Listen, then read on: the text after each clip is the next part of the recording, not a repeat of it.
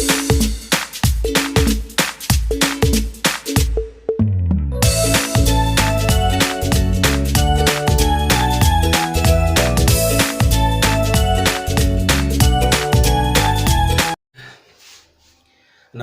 आप सभी का ब्राइट एजुकेशन ऑनलाइन क्लासेज में हार्दिक स्वागत है। देखिए, आज हम जो टॉपिक पढ़ेंगे ये ज्योग्राफी का टॉपिक होगा कि देशों के बीच की अंतर्राष्ट्रीय जो सीमाएं होती हैं उनका नाम क्या क्या है। तो देखिए, शुरुआत करते हैं। डूरन रेखा।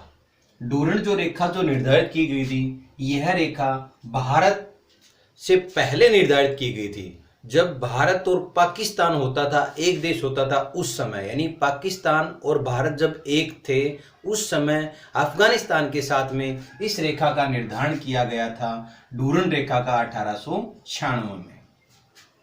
तो आप देखिए, डूरन रेखा जो है, डूरन रेखा 1896 में भारत और अफगानिस्तान के बीच में निर्धारित की गई थी। भारत और अफगानिस्तान के बीच में ये रेखा निर्धारित की गई थी। कौन सी रेखा? डूरन रेखा। अच्छा क्वेश्चन है। लेकिन अब जो ये रेखा है ये है पाकिस्तान और अफगानिस्तान के बीच में है। अब जो डूरन रेखा है ये किस किस के बीच में? पाकिस्तान और अफगानिस्तान के बीच में है।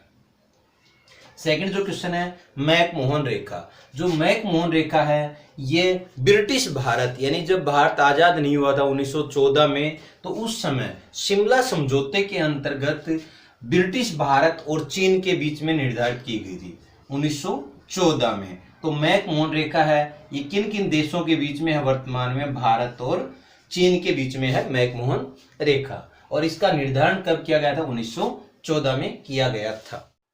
1914 में ये जो रेखा निर्धारित की गई थी ये हेनरी मैकमोहन के द्वारा, हेनरी मैकमोहन के द्वारा निर्धारित की गई थी। हेनरी मैकमोहन ने 1914 में भारत यानी ब्रिटिश भारत और चीन के बीच में एक रेखा का निर्धारण किया था। उसका नाम क्या था? मैकमोहन रेखा। इसके बाद देखिए, रेड क्लिफ रेखा। रेड क्लिफ रेखा का निर्धारण 1947 में और ये भारत और पाकिस्तान के बीच में किया गया था। इस रेखा का निर्धारण भारत और पाकिस्तान के बीच में कब किया गया था? 1947 में किया गया था। रेड क्लिफ रेखा का निर्धारण साइरिल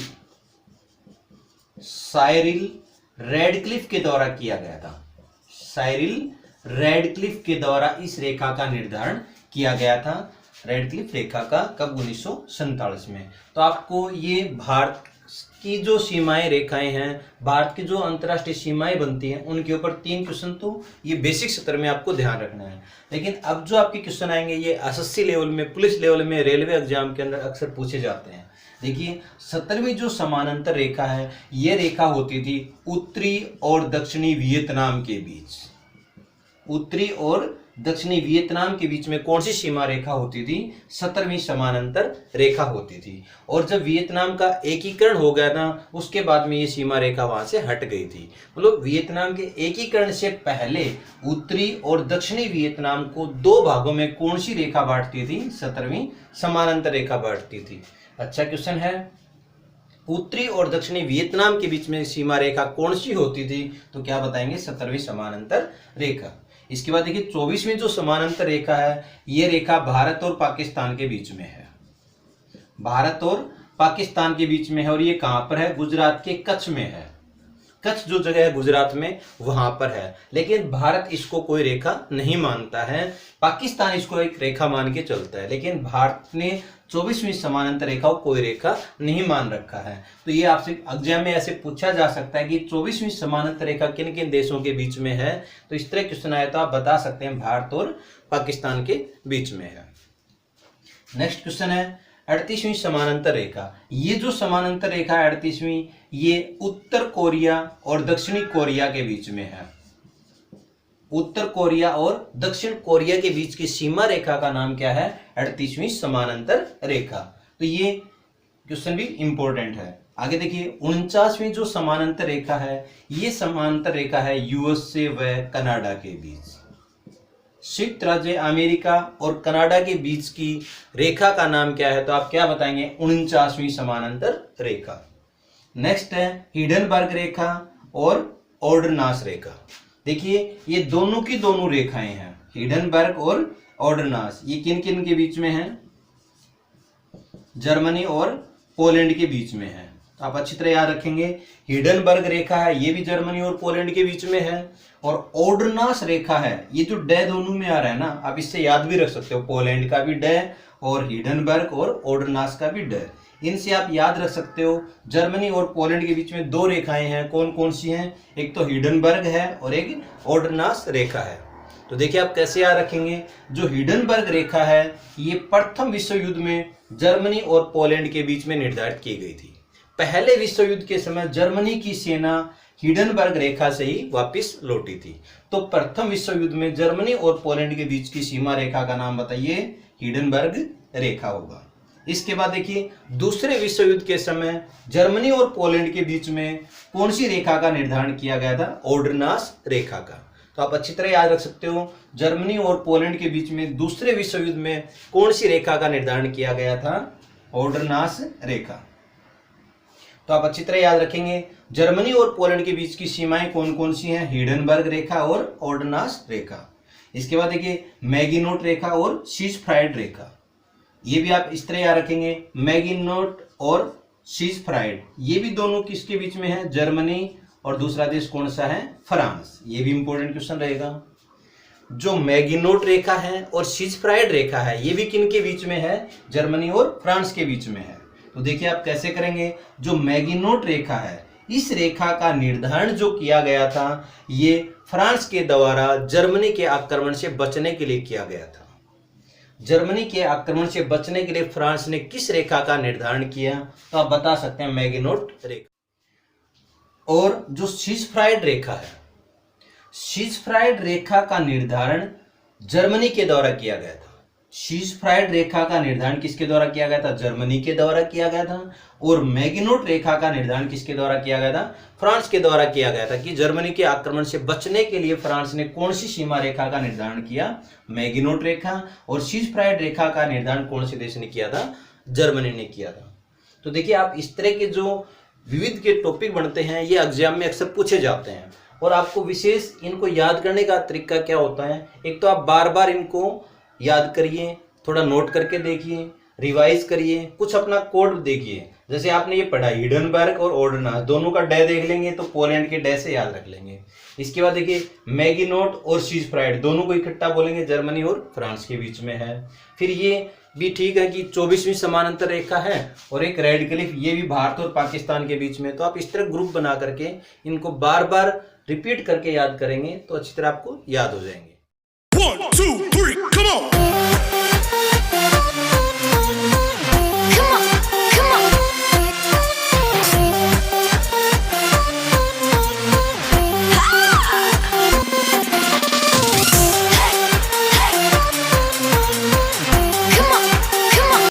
दूसरा जो अपना टॉपिक रहेगा इसमें प्रमुख देशों के सरकारी दस्तावेज। बहुत इंपॉर्टेंट क्वेश्चन रहेगा ये भी, कि प्रमुख देशों के जो सरकारी मतलब जो गवर्नमेंट के जो डॉक्यूमेंट होते हैं उन डॉक्यूमेंटों को किस नाम से जाना जाता है। तो बहुत अच्छा क्वेश्चन रहेगा ये भी। देखिए ग्रीन बुक, जो ग्रीन बुक है ये कौन से देश का डॉक्यूमेंट है? तो आप ग्रीन बुक को क्या याद रखेंगे? इटली व ईरान। इटली व ईरान का सरकारी दस्तावेज, सरकारी दस्तावेज को क्या कहा जाता है? Green book. अच्छा क्वेश्चन है, आप ध्यान रखेंगे। इटली व ईरान का सरकारी जो दस्तावेज है उसको क्या कहा जाता है? Green book. कौन से देशों का है ग्रीन बुक? इटली और ईरान का है। सेकंड देखिए ऑरेंज बुक जो है, ऑरेंज बुक जो एक सरकारी दस्तावेज है ये है नीदरलैंड सरकार का। क्या करेंगे? नीदरलैंड सरकार का दस्तावेज है। नीदरलैंड सरकार का जो दस्तावेज है, सरकारी जो रिपोर्ट होती है उसको क्या कहा जाता है? ऑरेंज बुक कहा जाता है। इसके बाद देखेंगे आप व्हाइट बुक। व्हाइट बुक है ये है चीन, जर्मनी और पुर्तगाल। तीनों का आप याद रख सकते हो, चीन, जर्मनी और पुर्तगाल। चीन, जर्मनी और पुर्तगाल सरकार का है ये सरकारी दस्तावेज। पुर्तगाल, जर्मनी और चीन का जो सरकार का जो सरकारी दस्तावेज होता है उसको क्या बोला जाता है, व्हाइट बुक कहा जाता है। इसके बाद देखिए ब्लू बुक, यह है ब्रिटेन सरकार का, ब्रिटेन सरकार का सरकारी दस्तावेज कौन सा है, ब्लू बुक। तो आप ये भी इंपॉर्टेंट याद रखेंगे, ब्लू से तो आप वैसे ब्रिटेन याद रख लेंगे, और व्हाइट में आप 3 देश याद रखेंगे, चीन, जर्मनी और पुर्तगाल। और नीदरलैंड सरकार का क्या याद रखेंगे, ऑरेंज बुक। और ग्रीन बुक कौन से देशों का है, इटली और ईरान का सरकारी दस्तावेज है। अगला देखेंगे येलो बुक, जो ये गवर्नमेंट का एक डॉक्यूमेंट है, यह है फ्रांस सरकार का, फ्रांस सरकार का सरकारी दस्तावेज है, फ्रांस सरकार का सरकारी दस्तावेज है, उसका नाम क्या है, येलो बुक। ये भी इंपॉर्टेंट क्वेश्चन रहेगा, फ्रांस सरकार का सरकारी दस्तावेज को किस नाम से जाना जाता है, येलो बुक। तो देखिए आप इन क्वेश्चनों को थोड़ा बार बार रिपीट करने की कोशिश करिए, बार बार आप इनको लिखने की कोशिश करेंगे, आपको याद हो जाएंगे। बहुत अच्छे क्वेश्चन हैं, एसएससी लेवल के एग्जाम में, पुलिस लेवल में इन्हीं में से क्वेश्चन पूछे जाते हैं।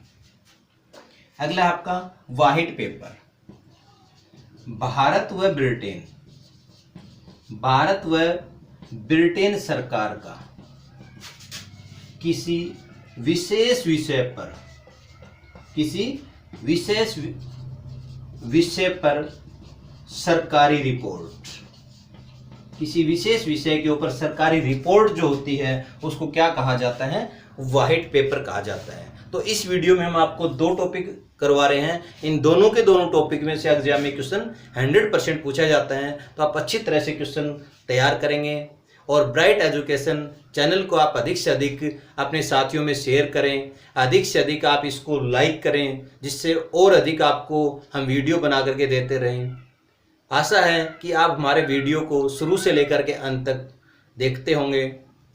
आपका बहुत बहुत धन्यवाद।